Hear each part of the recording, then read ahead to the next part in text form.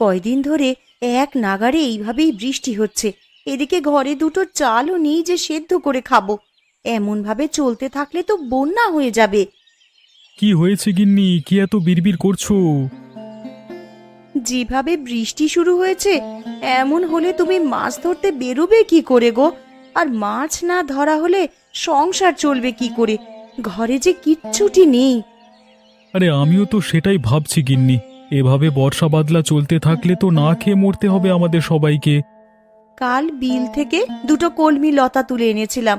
কাল কিছুটা রান্না করেছি আর আজকের জন্য রেখেছি, কিন্তু ঘরে যে কোনো চাল নেই যে রান্না করব। আশেপাশে দুই এক বাড়িতে গিয়ে একটু খোঁজ নিয়ে দেখো।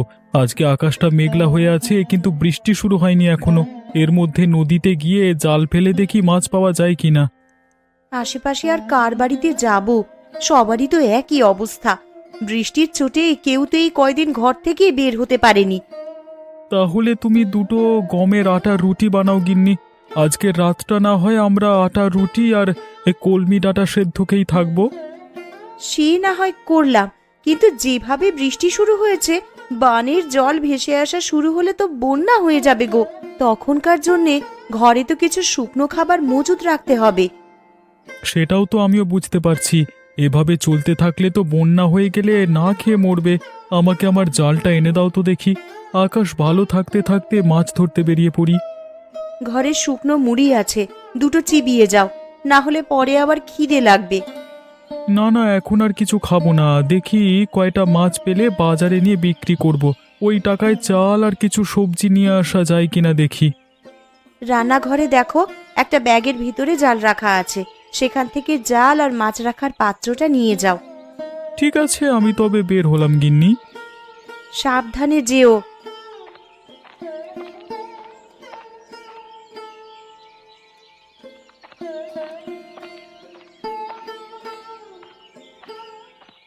হায় হায় হায় হায়, কি হলো আমার? জমিতে যে জল জমতে শুরু করেছে। কিছুদিন হলো কেবল ধান তুলেছি, এখন জল জমলে যে আর গাছগুলো বাঁচবে না, সব জলের নিচে পচবে।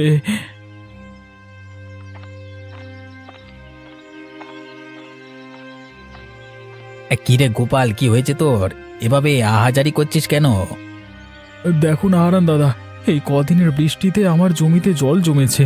আজকেও তো আকাশ মেঘলা হয়ে আছে, যে কোনো সময় বৃষ্টি নামতে পারে। এভাবে চলতে থাকলে তো জমি জলের নিচে তলিয়ে যাবে। আমিও তো আমার জমি দেখে এলাম, আমার জমিতেও তো জল জমছে রে গোপাল। বুঝতে পারছি না কি করব। এমনিতেই বৃষ্টির জন্য মানুষের আয় রোজগারের পথ বন্ধ হয়ে আছে কদিন ধরে। তার উপর আমাদের চাষিদের যদি এই অবস্থা হয়, তাহলে মানুষ খাবে কি আর বাঁচবে কি করে? এখন থেকেই আমাদের আগাম প্রস্তুতি নিয়ে রাখতে হবে, নাহলে পরে আমাদের বিপদে পড়তে হবে। আমরা গরিব চাষাভুষো মানুষ, আমাদের নিজেদের জমানো তো তেমন টাকা পয়সা থাকে না।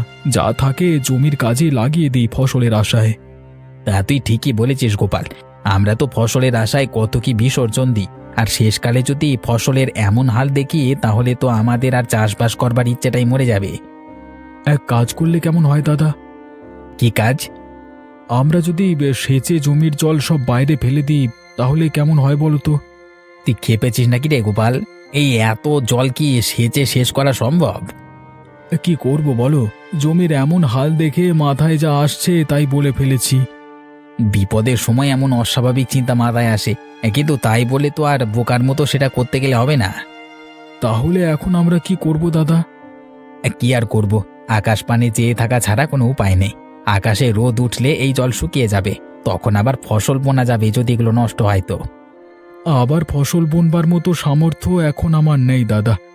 আর তাছাড়া আকাশের যা হাবভাব দেখছি, তাতে করে মনে হয় না এই বৃষ্টি এত সহজে যাবে। সে পরে দেখা যাবে, এখন এখানে বিলাপ করে লাভ নেই। চল বাড়ির দিকে যাই আমরা।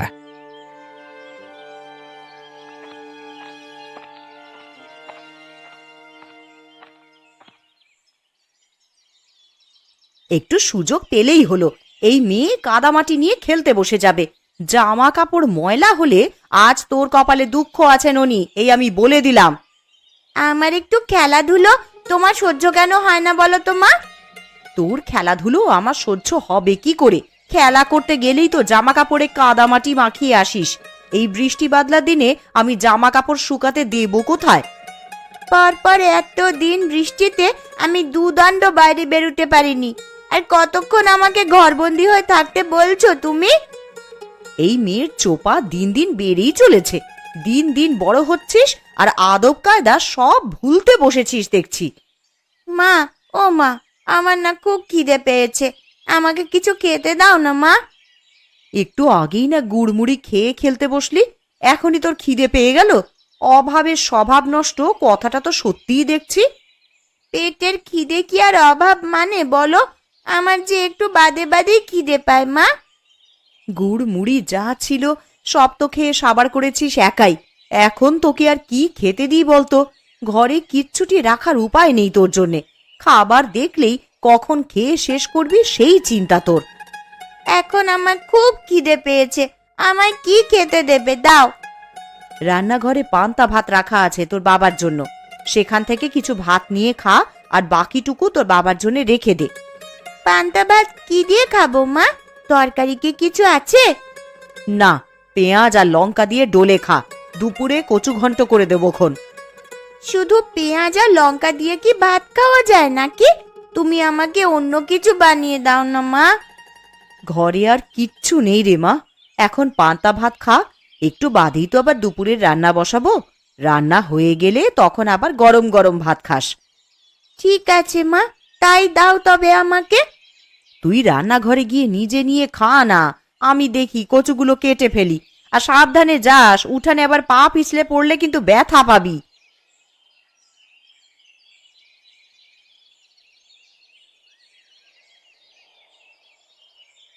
লোকটাকে সেই কখন থেকে খেতে ডেকে এসেছি, এখনো আসার নাম নেই। আর এইদিকে যে খাবারগুলো সব ঠান্ডা হয়ে যাচ্ছে। কই গো, সকালের খাবার খাওয়া লাগবে না নাকি তোমার? একটু খাজনার কাগজপত্র নিয়ে বসেছিলাম গিন্নি, ভেবেছিলাম হাতের কাজটা শেষ করে তবে খাবো। তা তোমার জ্বালায় কি আর হলো? আবার ঠান্ডা হলে তো আবার বলবে ঠান্ডা খাবার খাবো না। তোমাকে নিয়ে আমার হয়েছে যত জ্বালা। আমার কাজ না মিটিয়ে সেখান থেকে উঠতে ভালো লাগে না। আরে জানোই তো টাকা পয়সার হিসাব কিতাব। হয়েছে, খাবারের সময় খাওয়া আর কাজের সময় কাজ। এত টাকা টাকা করছো, মরে গেলে এই টাকা খাবে কে শুনি? আমার টাকা আমি খেয়েই মরবো, কাউকে আমার টাকার ভাগ দেব না আমি। হয়েছে বাপু, হয়েছে। তোমার ওই কালোবাজারি টাকা নেওয়ার ইচ্ছে আমার নেই। দুবেলা দুমুঠো ভাত খাই, সেটাই আমার হজম হতে চায় না। আরে মনে রেখো, এই কালো টাকা দিয়ে কিন্তু সব আরামায়েশের জীবন পেয়েছো গিন্নি। গাঁয়ের মানুষদের রক্তচোষা টাকাতে আমার আরামায়েশ ভালো লাগে না। তুমি ভালো করেই জানো যে আমি বিলাসিতা পছন্দ করি না। আর হতভাগাদের থেকে মেরে আনা টাকা তো আমাকে আয়েশ দিতে পারে না। খেতে এসে তোমার নীতি কথা শুনি তো পেট ভরে যায় গিন্নি। এতই যখন মায়া হয় তখন যাও না, একটা ধর্মশালা খুলে বসো। সেটা পারলে তো ভালোই হতো। জীবনে তোমার সাথে থেকে যে পাপ কামিয়েছি তার বদলে কিছুটা পুণ্য যদি পেতাম। আমায় কি খেতে দেবে না নাকি নাকি এভাবে খোঁচা মেরে কথা শোনাতে থাকবে? তাহলে আমাকে ডাকবার কি দরকার ছিল শুনি? দিচ্ছি, খাবার খেতেই তো ডেকে এনেছি, তা তুমি তো শুরু করলে।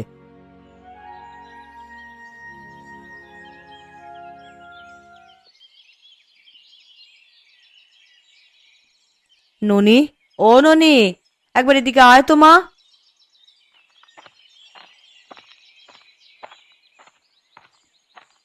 কি হয়েছে মা, আমায় ডাকছো কেন? কচুর ডাঁটার ঘন্ট করব, কিন্তু এখন লবণ জলে ভিজিয়ে দেখি কচুগুলো কমে গেছে অনেকটাই। এইটুকুতে সবার তো খাওয়া হবে না রে। তা এখন আমায় কি করতে হবে সেটা বলো। তুই ঘরের পেছনে গিয়ে কটা কচুর ডাঁটা তুলে আন দেখি মা। ওরে বাবা, আমি পারবো না ঘরের পেছন থেকে কচু আনতে যেতে। ওইগুলো ধরলেই আমার হাত চুলকাবে। হাতে প্লাস্টিক বেঁধে তুলে নিয়ে আয় মা, না হলে দুপুরের তরকারি যে কম পড়ে যাবে। বিকেলে আবার গয়া পিসির বাড়িতে যাব, তখন পিসির জন্য তো একটু কচু ঘন্টের তরকারি নিয়ে যাব ভেবেছি।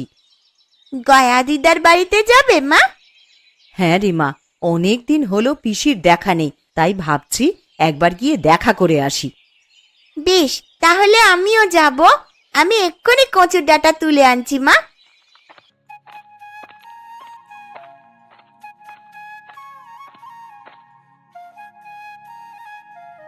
জয়াদি, ও জয়াদি, রান্না বসিয়ে দিয়েছো দেখছি।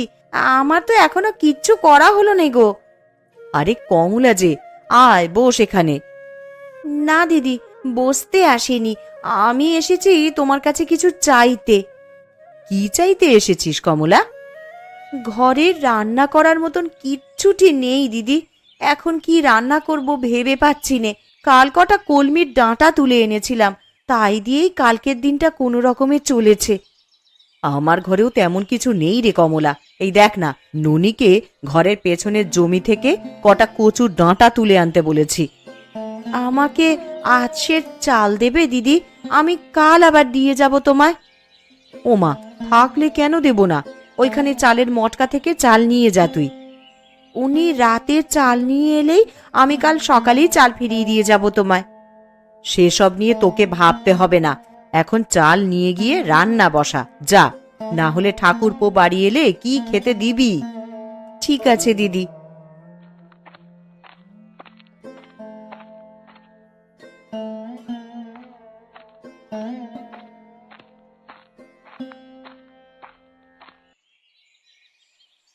আজ 2 দিন হয়ে গেল বাড়ির বাইরে কোথাও যেতে পারছি না।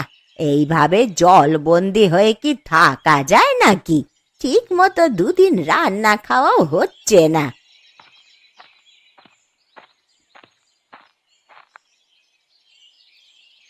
এ কি গো পিসি, তোমার বাড়িতে যে বানের জল উঠেছে, সারা উঠোন তো জলে ভরে গেছে গো। এই জন্যই বুঝি দিদার দেখা নেই আজ কদিন ধরে। ওরে, তোরা আস্তে আস্তে আয় এদিকে, দেখে শুনে পা ফেলিস, আবার উঠানে পা পিছলে জলে পড়ে যাস নে তোরা। তা এইভাবে জলবন্দি হয়ে আছো, আমাদের একটা খবর দিলেও তো পারতে পিসি। খবর দেব কি করে লছুরি? দেখতে পাচ্ছিস নে জলে আমার উঠোন একেবারে ডুবে আছে। এই হাঁটু জলে নেমে আমি এখন তোদের খবর দিতে যাব? খবর না দিলে আমরা কিছুই জানতে পারবো না তো। এখন তোমার জন্যে কচু ঘন্ট নিয়ে এলাম বলেই না দেখতে পেলাম, না হলে তো আমরা জানতেও পারতাম না দিদা। তা তোরা আমায় কেমন ভালোবাসিস তা আমার জানা হয়ে গেছে। দুটো দিন পার হয়ে গেল আর তোরা এখন এসেছিস আমার সাথে দেখা করতে। কি করব পিসি, দেখলেই তো এই 2 দিন কেমন টানা বৃষ্টি হলো। আকাশের ভাব ভালো দেখছি না গো, সন্ধ্যায় খুব বৃষ্টি হবে বলে মনে হচ্ছে। আরো বৃষ্টি হলে তো এবার জল ঘরে উঠে যাবে দিদা, তখন তুমি থাকবে কোথায়? এই বুড়ির আর কে আছে যে দেখে রাখবে? বানের জলে ভেসেই না হয় চলে যাব কোথাও। ছি ছি পিসি, এসব কথা কখনো মুখেও আনবে না। আমরা সবাই আছি তোমার পাশে। আবহাওয়া বেশি ভালো দেখছি না, তুমি বরং আমাদের সাথে আমাদের বাড়িতে চলো পিসি। হ্যাঁ দিদা, আমাদের সাথে চলো। এই বিপদে তোমাকে একা রেখে যেতে পারবো না আমরা। তা বেশ, তোরা যখন এত করে বলছিস তবে তাই চল।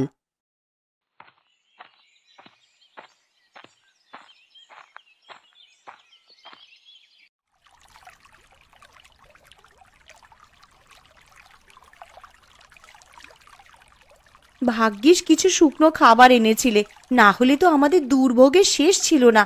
যেভাবে বানের জল হুট করে বাড়িতে প্রবেশ করা শুরু করলো, খাবারের জন্য কোথায় যে যেতাম পরে। জল বেড়ে যাচ্ছে দেখি তো দরকারি জিনিসপত্র নিয়ে বাড়ির চালায় উঠে এলাম, না হলে আর উঁচু জায়গা পেতাম না। কলা গাছের ভেলা বানিয়ে রেখেছি, যে কোনো দরকার হলে এই ভেলায় ভেসে বেরোনো যায়।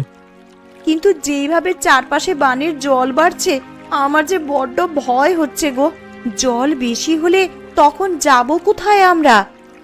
ও তুমি চিন্তা করো না গিন্নি, একটা না একটা উপায় ঠিক হবে। আমি একটু বেরোবো। হ্যাঁ, তুমি আবার এখন কোথায় যাবে শুনি? হারান দাদা গোপাল দাদাদের কি অবস্থা, তারা কোথায় আশ্রয় নিয়েছে, এসব একটু দেখে আসতে হবে তো। তুমি চলে গেলে আমি একা একা কি করব এখানে?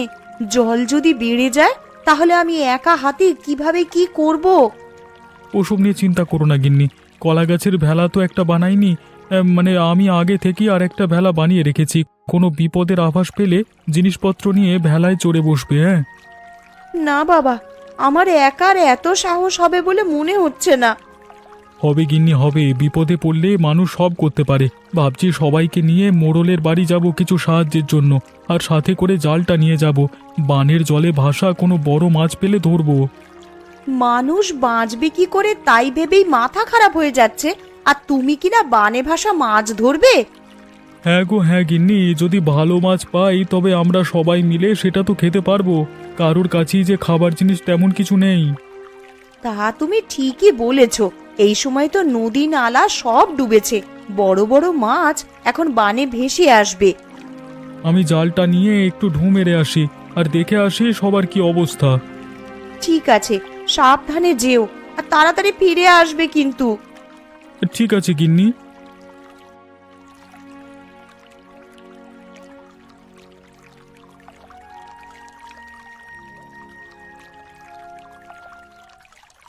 একদিনের মধ্যেই কত জল উঠে গেছে। এইভাবে বানের জল আসতে থাকলে তো সারা গ্রাম জলের নিচে চলে যাবে। আরে ওসব নিয়ে তুমি চিন্তা করো না গিন্নি, সারা গ্রাম জলের নিচে তলিয়ে গেলেও আমাদের বাড়িটা উঁচু আছে, আমরা এখানে নিরাপদে থাকতে পারবো। তুমি কেমন মোড়ল বলো তো? আমি আমাদের কথা বলছি না, আমি বলছি গ্রামবাসীদের কথা। তাদের এই বিপদের দিনে তোমার উচিত তাদের পাশে দাঁড়ানো। আর তুমি আবার এখন শুরু করলে? দেখছো বানের জলের জন্য সবাই ঘরবন্দি হয়ে আছে, তার মধ্যে তুমি বলছো আমাকে মানুষের খোঁজ নেওয়ার জন্য। সব সময় নিজেরটাই বুঝলে তুমি। তোমাকে যে কে মোড়ল বানিয়েছিল? আমাকে গ্রামের লোকেরাই মোড়ল বানিয়েছিল, কিন্তু আমার ভালো তো তোমার হজম হবে না।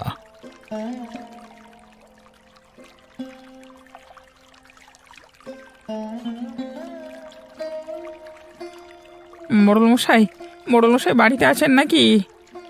একবার বাইরে আসুন তো, আমরা সবাই আপনার সাথে কিছু পরামর্শের জন্য এসেছি। আমি দোতলার ওপরে এখানে, গোপাল তোমরা ওপরে তাকাও। আপনি আমাদেরকে একটু সাহায্য করুন না বাবু, না হলে তো সবাই না খেয়ে মারা পড়বো। কি সাহায্য করবো আমি তোমাদের? আপনার কোষাগার থেকে যদি আমাদের কিছু চাল এবং আঠা দিয়ে সাহায্য করতেন, তবে সবাই পেটের খিদে নিবারণ করতে পারতাম। আমার কোষাগারে যা খাদ্যশস্য জমানো আছে সেগুলো তো আমার ব্যবহারের জন্য জমানো আছে, সেখান থেকে তোদের দিলে আমি চলবো কি করে? কিন্তু আমরা যে সবাই খুব দুর্দশার মধ্যে দিয়ে যাচ্ছি বাবু। আমার ঘরে চাল নেই, তরকারি নেই, শুকনো মুড়ি চিবিয়ে দিন কাটাচ্ছি। ওই ঢের ভালো তোদের জন্য, আমি সেভাবে কিছু দিতে পারবো না তোদের, নিজেরটা নিজেরাই জোগাড় করে নে। ঠিক আছে বাবু, আমরা তাহলে আসি এখন।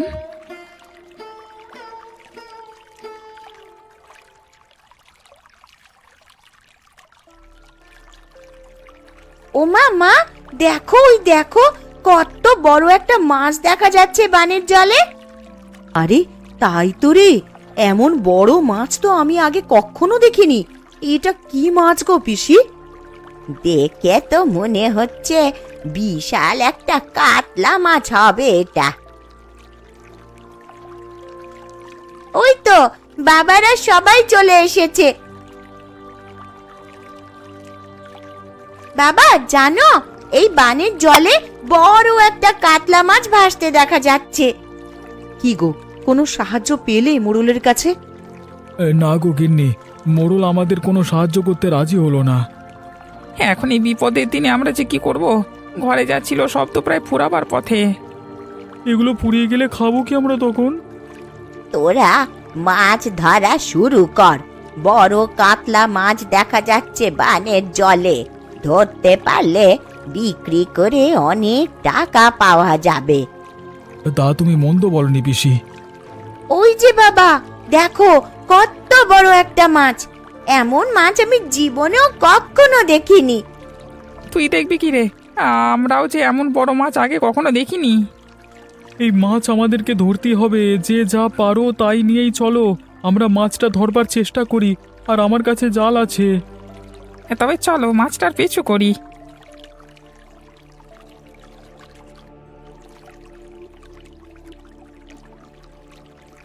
কিরে, তোরা সবাই মাছ ধরবার সরঞ্জাম নিয়ে কোথায় চলেছিস?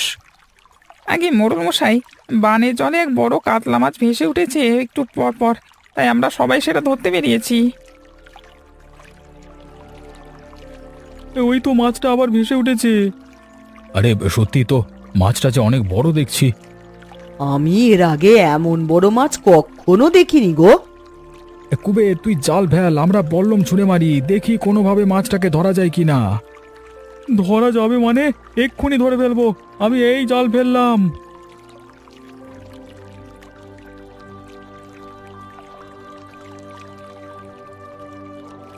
দাদা, আমাকে সাহায্য করো তোমরা, একা হাতে আমি বড় মাছ তুলতে পারবো না। মাছটা জালে আটকা পড়ে লাফালাফি করছে। হ্যাঁ হ্যাঁ, আমরা সাহায্য করছি তোকে। মাছটা তো অনেক বড় রে কুবের, এটা নিয়ে শহরের মুখে হাটে বিক্রি করে আয়, অনেক দাম পাবি তাহলে। না না, এই মাছ আমি বিক্রি করব না বাবু, এই মাছে সবার অধিকার আছে। সবাই এই মাছ দেখেছে, আমি একা এটা করতে পারবো না, তাই আমি এটা ভাগ করে নেব সবার সাথে। মোড়ল মশাইকেও তার ভাগেরটা আমরা এখানেই দিয়ে যাব। দেখলে দেখলে তো ওরা কেমন ভালো মানুষ। বানে ভেসে আসা একটা বড় কাতলা ধরে ওরা সেটা তোমাকে ভাগ দিতে চাইছে, আর তুমি কিনা ওদের একটু সাহায্য করতে চাওনি। আমি আমার ভুল বুঝতে পেরেছি, আসলে একা একা কোনো কিছু ভোগের শান্তি নেই। কথায় আছে, ভোগে নয় ত্যাগই প্রকৃত সুখ। তোরা যাবার পথে আবার কোষাগার থেকে চাল ডাল যা লাগে নিয়ে যা। তাহলে তো আজকে বানে ভাষা বড় কাতলা মাছ দিয়ে মহাভোজ হবে সবার। তোরা বাড়ি গিয়ে সবাইকে আমার এখানে নিয়ে আয়, এই বিপদে আমরা সবাই একসাথে আমার বাড়ির দোতলায় থাকবো। ঠিক আছে বাবু, আমরা তাহলে বাড়ি গিয়ে সবাইকে নিয়ে আসি। মাছটা আপনার বাড়িতে রেখে যাই, এসে না হয় রান্না বান্নার আয়োজন করা যাবে। হ্যাঁ।